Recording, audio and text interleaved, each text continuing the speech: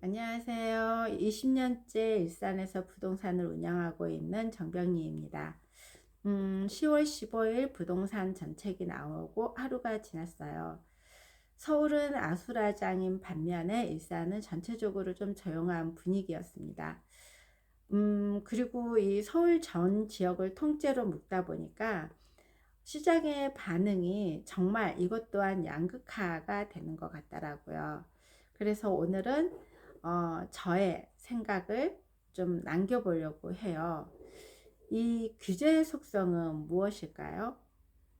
그리고 그 안에 담긴 양면성은 무엇이고, 시장은 어떤 방향으로 흘러갈 것이고, 그 속에서 어떤 변동성의 기회로 바뀔 수 있을까? 이런 내용들을 좀 이야기를 해보려고 해요. 첫 번째, 속성에 대해서 이야기를 해볼게요. 정부의 본질은 통제, 시장의 본질은 흐름이에요. 정부의 속성은 통제를 하려고 하는 거죠. 더 이상 집값이 올라가지 못하게. 시장의 속성은 그런데 흐르려는 힘이 있어요. 이미 불이 탔기 때문에 지금 번져가고 있는 중이거든요. 근데 우리가 한번 불이 타오르기 시작하면 타오르기까지가 힘이 드는 거지, 이 불씨가 남아있으면 제대로 꺼지지가 않잖아요. 그래서 지금 시장과 정부가 서로 다른 걸로 겨루고 있다고 봐야 돼요. 이번 대책은 공급이 아니라 심리를 조절하는 정책이라고 저는 생각합니다. 즉, 불을 끄려는 속성인 거죠. 하지만 시장의 속성은 달라요. 불을 끄면 다른 거로 옮겨 붙고, 서울을 막으면 동탄, 구리, 남양주, 고양으로 옮겨가는 것처럼요. 결국 이번 규제의 속성은 억제이지만 그 결과는 또 다른 이동을 만들어낼 거라는 거고요. 통제 속에 흐름이 있고 흐름 속에 반응이 있다는 거, 모든 사람들이 알고 있지 않을까 싶습니다. 그리고 두 번째는 양면성입니다. 억제의 이면엔 회복이 있다. 우리는 모두 살아가면서 양면성이 있더라고요. 이것 또한 모든 규제엔 양면성이 있다는 거예요. 이번 대책이 단기적으로는 시장을 식히는 것처럼 보이지만 장기적으로는 핵심제 가치를 다시 더 증명하게 만든다고 봐야 돼요. 똘똘한 한 채를 정부는 막으려 하지만 결국 사람들은 진짜 좋은 입지는 사라지지 않는다는 걸 다시 확인하게 될 수도 있는 거죠. 즉, 규제는 위험처럼 보이지만 본질적으로는 기회라고 봐야 돼요. 그게 시장의 양면성입니다.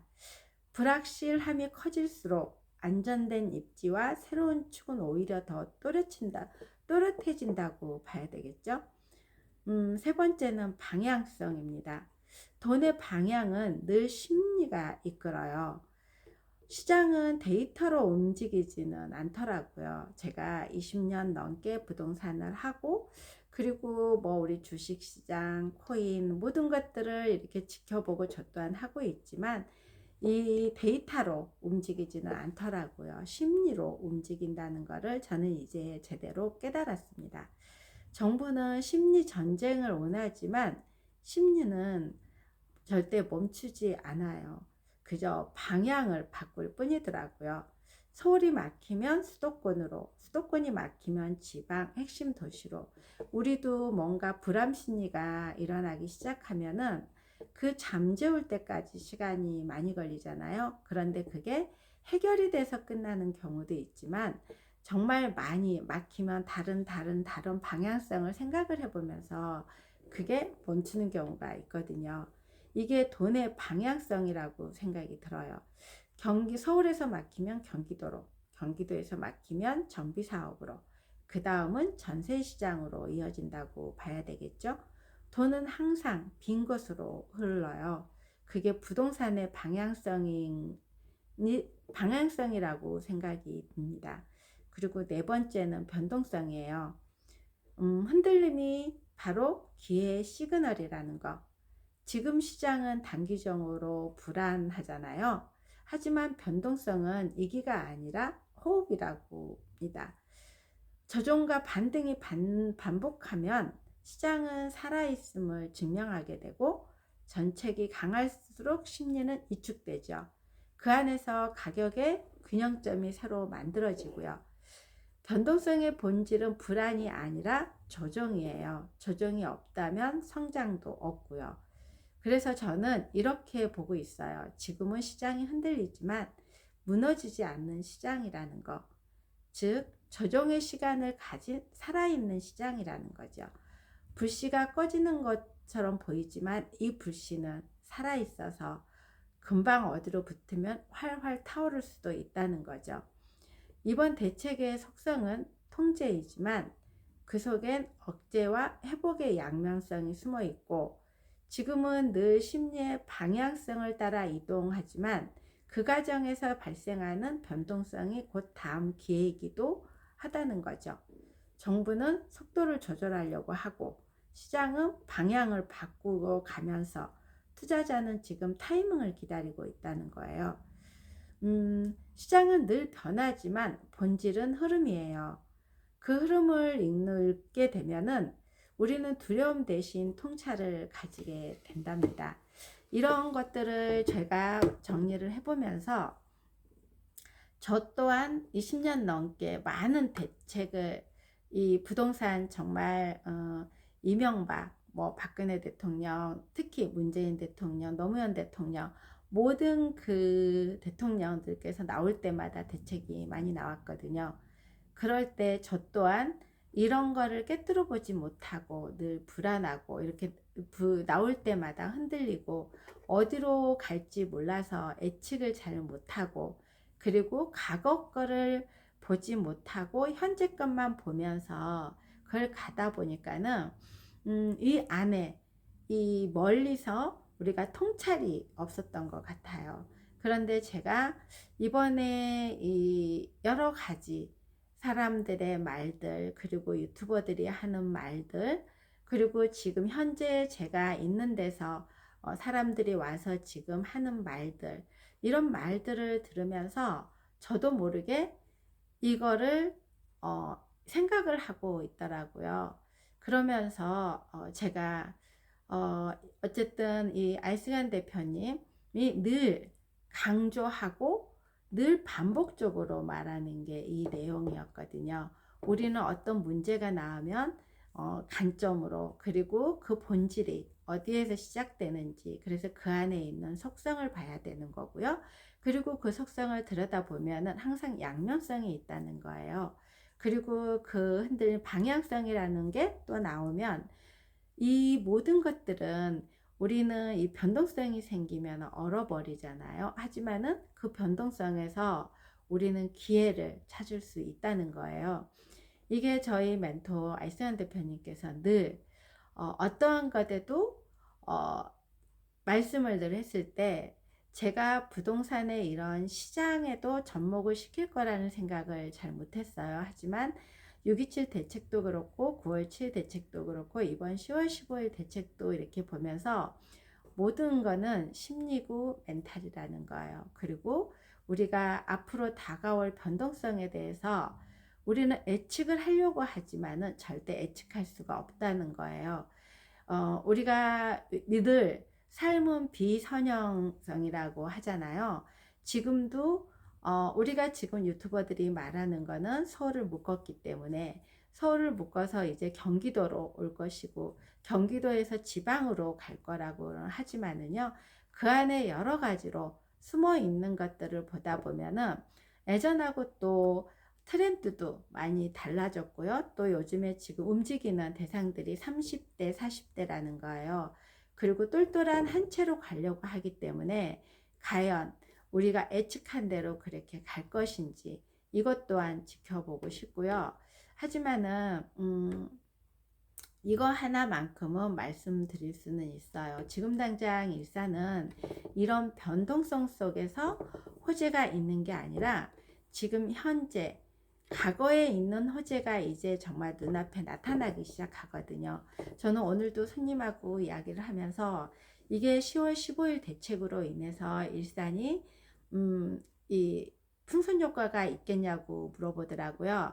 그런데 제가 만약에 이런 PCM이라든지 이런 공부들을 안 하고 책을 읽지 않고 이런 이 속성을 보지를 못했다면 저 또한 그냥 당연히 기대 심리로 일산으로 올 거라고 이야기를 했을 거예요. 다른 유튜브처럼. 하지만 저는 그것까지는 정확하게 어떻게 불지는 모르겠지만 오히려 좋은 기회일 수도 있고 더 나쁜 기회일 수도 있다. 이렇게 설명이 들어가더라고요. 좋은 기회라는 거는 빨리, 생각보다 빨리 더 이게 지금 정말 많이 멈춰져 있거든요. 그 멈춰져 있는 데서 회복기가 좀 더 빨리 일어날 수가 있고, 두 번째는 일사는 이게 아니어도 내년부터는 움직일 수밖에 없거든요. 지금 제가 아무리 GTX A 노선 이야기를 하고 수소까지 무정차로 동탄까지 GTX A 노선이 개통이 된다 그래도 이미 사람들의 심리나, 그리고 듣고 싶은 거는 지금 서울의 똘똘한 한 채로만 생각이 돼 있기 때문에 보이는 게 다가 아니는데 우리는 보이는 것만 보려고 하잖아요. 그래서 이게 들리지가 않는 거거든요. 호재라고 하면은 지금 B노선이 이제 삽을 떴는데 그 삽이 뜬 데만 오히려 더 지금 부각되어 있고, 여기는 개통이 되어 있고 서울역까지 이미 개통되어 있지만 많은 사람들이 그거에 대해서 이미 묻혀져 있거든요. 그런데 내년 6월이 되면은 수서까지는 정말 그야말로 획기적인 거거든요. 이미 몇 번 말하지만 강남권에 진입이 되는 거고요. 성남, 용인, 동탄까지 40분이고 용인까지도 35분이면 가는 거예요. 용인에서 제가 지금 오금역까지 가는데도 2시간이 걸리는데 용인까지 이 전철이라든지 대중교통으로 말고 자가용으로 말고 일반 대중교통으로 간다고 하면 용인이라고 하면은 2시간도 넘게 걸리는 데를 35분이면 간다는 거거든요. 그리고 여기뿐만이 아니라 서울의 전 지역을 웬만한 데는 30분 이내로 다 간다는 거거든요.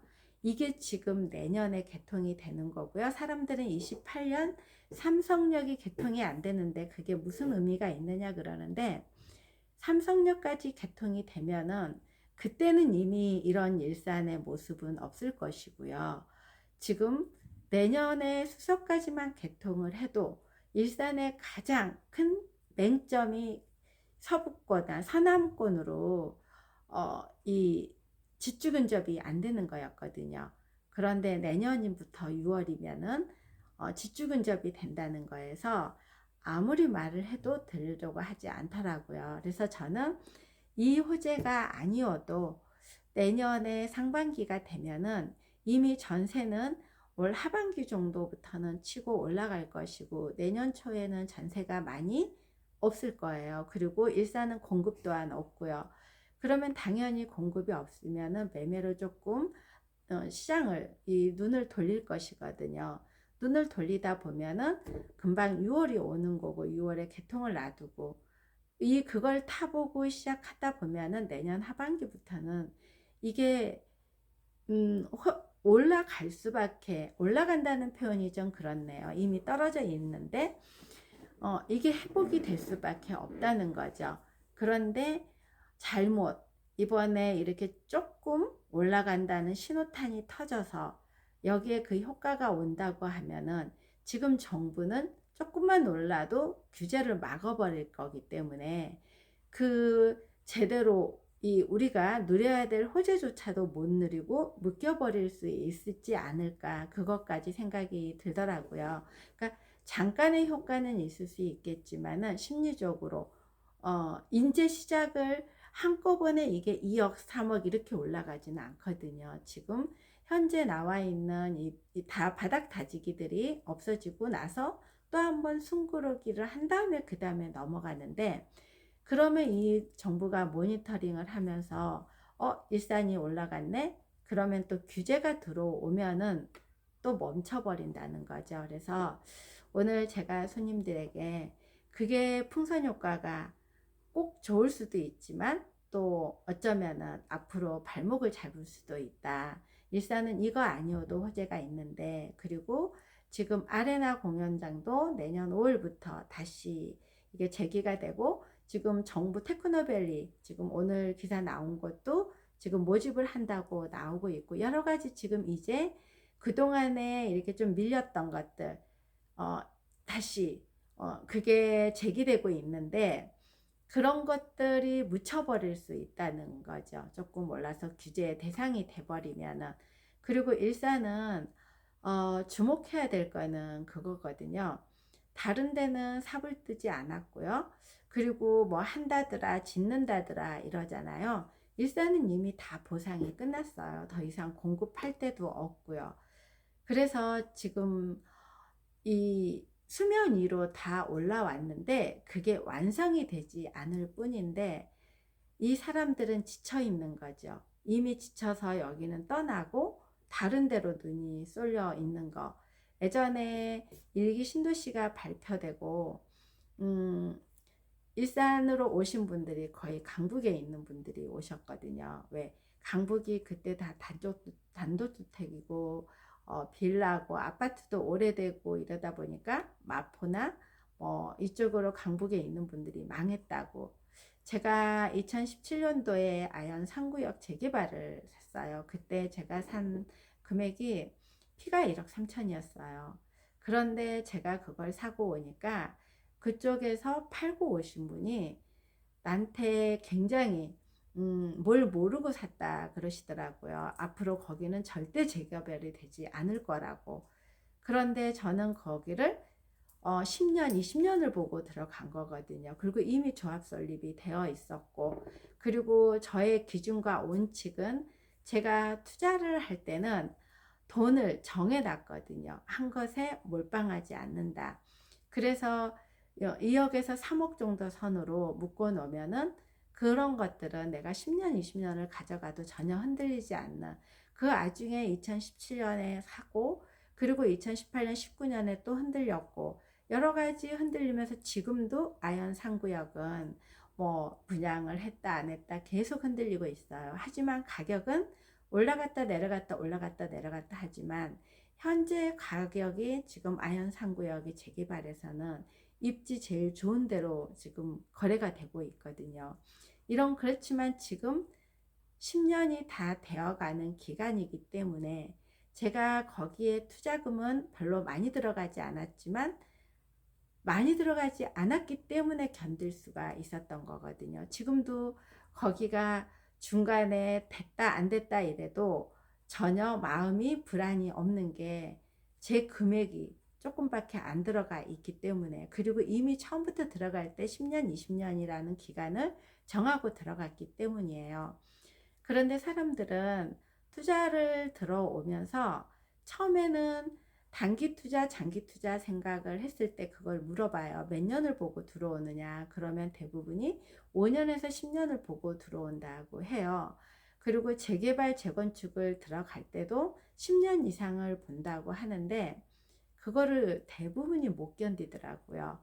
벌써 시장에 어디가 올랐다, 어디가 떨어졌다, 금리가 올라간다, 금리가 떨어진다, 뭔가가 나오면은 내 지금 팔지도 않는 이런 집 때문에 너무 많이 흔들리더라고요. 집은 주식이 아니에요.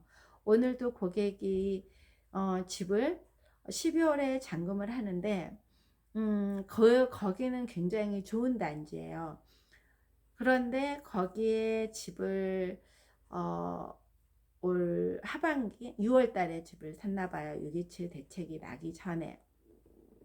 하지만은 그때가 제일 물건이 많이 없고 그 물건밖에 살 수 있는 물건이 없어서 거래가 없었거든요. 그런데 계속해서 제일 상한가에 샀다. 계속 불안해 하는 거예요. 처음 집을 사는 거니까. 그런데 집이라는 것도 그렇고 우리가 뭐 다른 주식도 마찬가지고, 팔아야 팔 때가 진정한 이게 성공을 했느냐 안 했느냐 할 수 있거든요.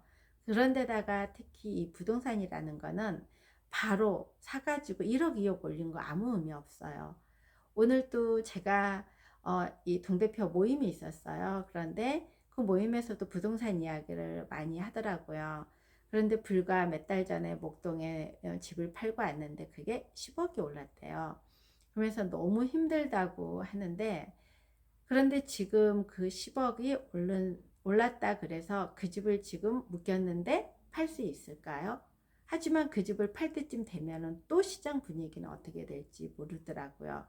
이분 또한 이걸 20년 동안 가지고 있었기 때문에 10년 전에 가격보다 훨씬 넓게 팔고 나올 수 있었고, 지금 들어가서 사신 분은 또 10억이라는 돈이 올랐지만 오히려 그분은 이게 더 나쁜 경험이 될 수도 있어요. 왜 내가 들어가자마자 10억이라는 돈이 올랐는데 이 10억이라는 돈을 나는 그럼 성공했다고 볼 수 있는 거거든요.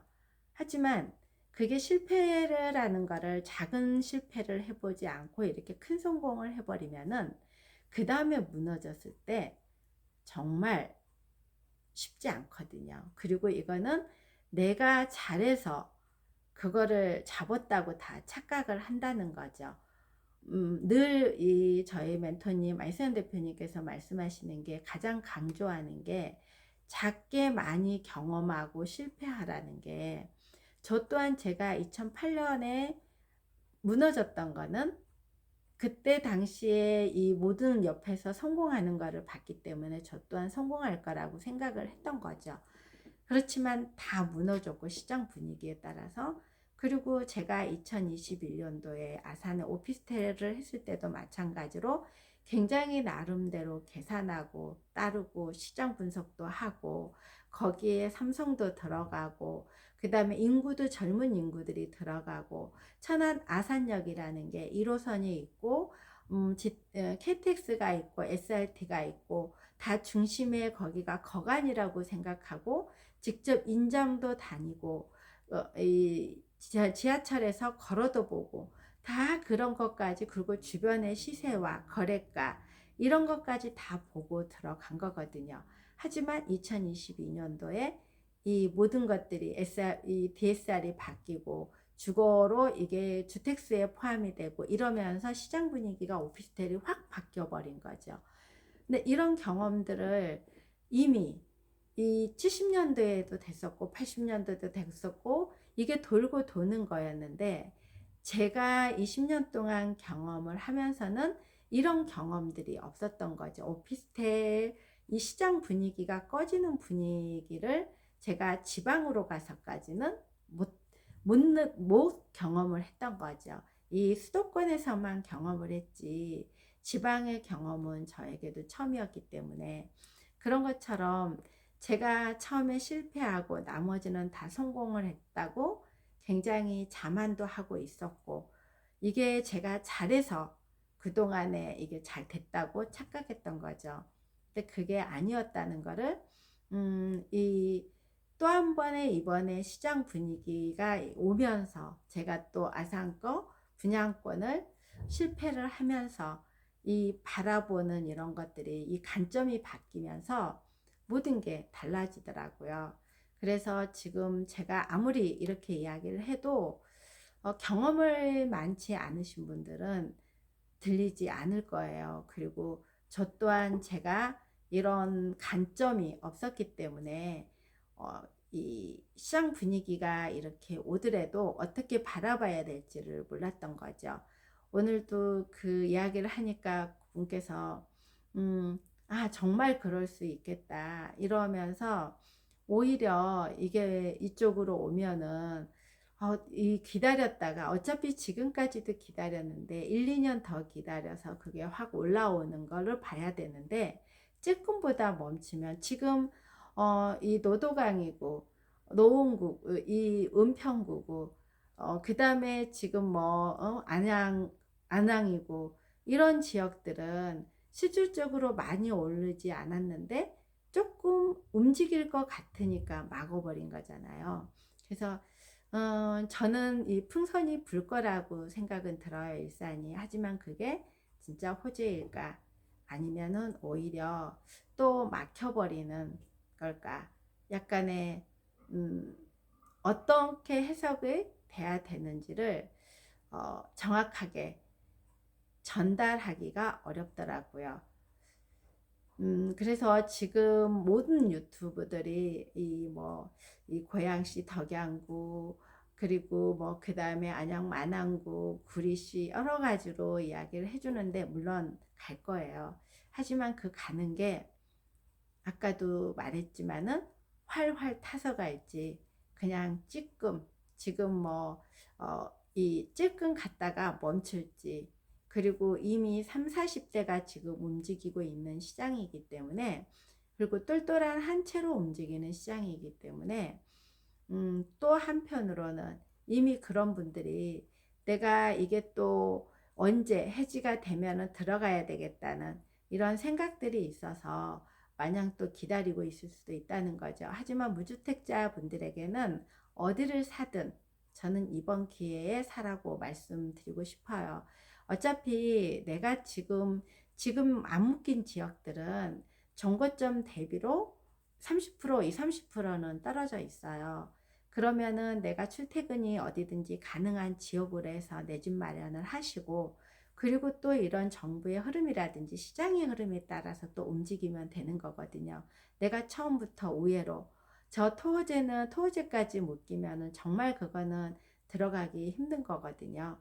그래서 그리고 이 정부가 끝날 때까지는 토호제가 쉽게 이렇게 풀어주지도 않을 것이고요. 또 풀어준다고 한다고 하더라도 내가 모든 것들을 내가 집을 사서 경험을 또 해보는 거하고, 무주택자로 있으면서 그냥 우회로만 올라가겠다고 하는 거는 다르거든요. 그래서 오늘 원래는 일산 킨텍스 지금 분위기라든지 일산 분위기를 좀 알려드리고 싶었는데, 음, 이 여러 가지 사람들하고 상담도 하고, 그리고 이 어르신들하고도 이야기를 들으면서 모든 사람들이 다 여기에 지금 집중되어 있구나, 이거를 생각을 하면서 제가 그래도 이 멘토님에게 이런 것들을 보는 시야를 넓혔고, 그리고 그 안에 있는 것들을 읽어내려고 하다 보니까 이런 게 아닐까, 이런 생각들이 들었습니다. 어쨌든 지금은 심리 게임입니다. 그리고 공급이 없습니다. 이 두 단어만으로도 여러분들에게 곰곰하게 이렇게 생각을 해보면서, 공급이 부족하면 정말 그 다음에는 어떻게 될까? 그리고 수요와 공급이 꼭 일치되는 것은 아니거든요.